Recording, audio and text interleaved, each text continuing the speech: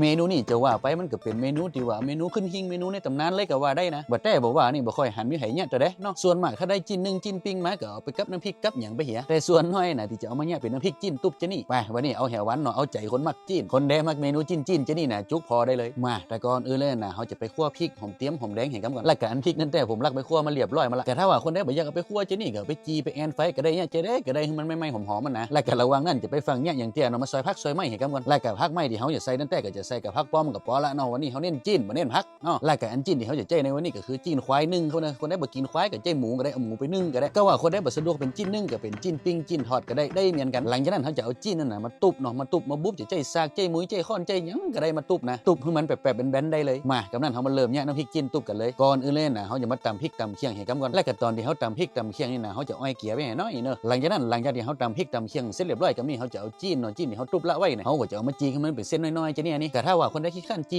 นี่ก็คือใจมีดยับกันไกลมาตัดก็ได้แล้วก็กำนั้นเขาก็จะเอาผักป้อมที่เขาเตรียมไว้ใส่ลงไปตำซูนกันได้เลยอันเรื่องการตำนี่ก็แล้วแต่ความมันความเปรี้ยนของแต่ละคนได้เลยครับในคนได้คอใหญ่คอว่องน้อยก็ตำมันเหมือนกันว่าเขาตำจี้นั่นนะมันเรียงมันแหลวดีมันก็กับนี่ก็มาปรุงรสได้เลยการปรุงรสก็จะใส่ผงชูรสน้ำห้าแล้วก็มะนาวเนาะมะนาวบีบใส่สัก2กีบ2แว่นก็ได้หลังจากที่ปรุงไปแล้วบัดท่าตำแล้วคำนวณใจปากใจจ้อนก้นสูนกันมันเข้ากันดีๆแห่กะตาอานะเสร็จเรียบร้อยแล้วฮะเนี่ยเมนูในตำนานแห่งหนึ่งเมนูสำหรับคนมักจีนบอกเลยน้ำพริกจีนตุบที่นี่นะบ่ต้องแหนมต้องซองเนาะว่าถ้าหั่นเป็นพักแต่นี่เป็นจีนนะบ่ต้องเนาะ